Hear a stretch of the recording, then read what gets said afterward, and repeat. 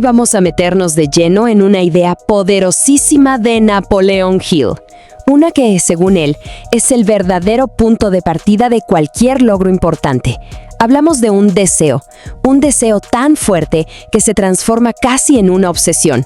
Vamos a ver por qué este deseo ardiente es mucho, pero mucho más que simplemente tener ganas de algo. Con estas palabras, Napoleon Hill describió a un hombre llamado Edwin C. Burns. Mírenlo así. Este tipo llega sin un centavo, sin estudios, sin contactos, nada. Lo único que tenía en la cabeza y que lo consumía por completo era una idea fija. Iba a ser socio de negocios del mismísimo Thomas A. Edison. Una locura, ¿no? Pues esa era su obsesión. Y bueno, la razón por la que Burns lo logró no fue suerte. Fue porque lo suyo no era un simple sueño o una esperanza. No. Era una obsesión clarísima, un propósito que lo definía todo y que fundamentalmente no dejaba ni un milímetro de espacio para la idea de fracasar. Él ya había quemado todos los puentes para retroceder. Y aquí está la gran diferencia que marca Hill. A ver, un deseo ardiente es un objetivo súper definido que te late en la cabeza con un compromiso absoluto. La esperanza, en cambio, es más pasiva, como un sueño despierto, algo vago. Uno te empuja a actuar sin descanso. El otro, pues, se queda en fantasía. Para entender bien esto de eliminar la retirada, hay una historia antigua de un guerrero que lo ilustra a la perfección. Imaginen la escena, está a punto de enfrentarse a un ejército enemigo que lo supera pero por mucho en número, y justo ahí toma una decisión tan drástica que básicamente ganó la batalla antes de que empezara. Él llega a la costa enemiga, desembarca a sus soldados, baja todo el equipo y justo cuando están listos, da una orden que dejó a todos helados. Quemen las naves. No era un ataque de locura, para nada. Era una jugada maestra de psicología, una forma de meterle a sus tropas en la cabeza que solo había una salida: ganar o morir.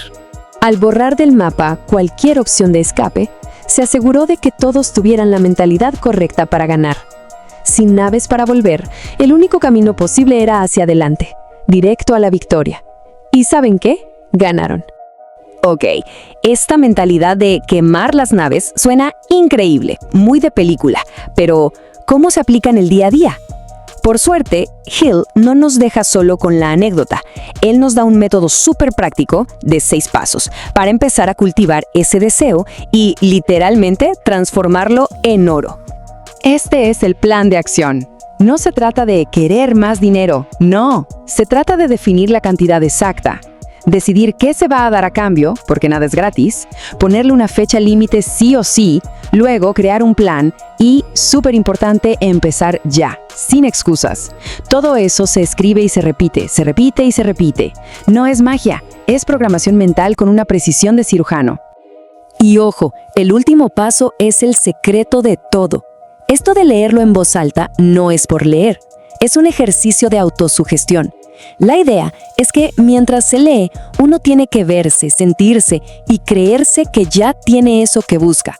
Es como engañar al subconsciente para que se la crea y empiece a trabajar a favor, construyendo una fe que nada ni nadie pueda tumbar. Y que quede claro, esto no es una teoría sacada de la nada. Los mismos principios fueron revelados por el magnate Andrew Carnegie y respaldados por Thomas Edison. O sea, gente que no solo hablaba de esto, sino que usó estas ideas para construir imperios. Ahora, la pregunta del millón. ¿Funciona esto cuando uno se enfrenta a algo que parece físicamente imposible de superar? Bueno, la prueba más potente que da Hill viene de su propia casa. Es una historia muy personal que lo cambia todo. Resulta que su hijo nació sin orejas. Nada, ni un rastro. El diagnóstico de los médicos fue un golpe brutal. Va a ser sordo y mudo para siempre. Pero frente a esa realidad que le daban, Hill tomó una decisión en silencio, una que nacía de ese deseo ardiente del que hablamos. Sencillamente, se negó a aceptarla. Y no solo se lo propuso él, sino que se dedicó a meterle esa misma idea en la cabeza a su hijo. Le inventaba cuentos, le hablaba, todo para convencerlo de una cosa: que esa dificultad que tenía no era un problema, sino que en realidad era una ventaja única que lo hacía especial. Y miren lo que pasó. A los 7 años, el niño ya demostraba de qué estaba hecho. Pidió prestados 6 centavos para empezar a vender periódicos. Ese mismo día, no solo devolvió el dinero, sino que ganó 42 centavos.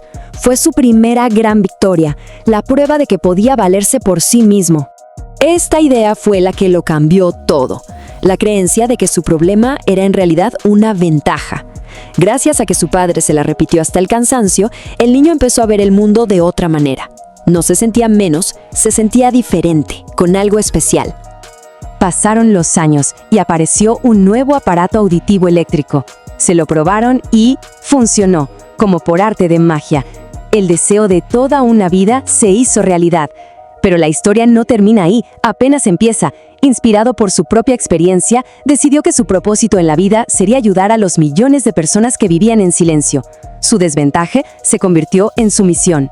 Esta historia es increíble porque nos lleva al punto final, a la gran conclusión de Hill.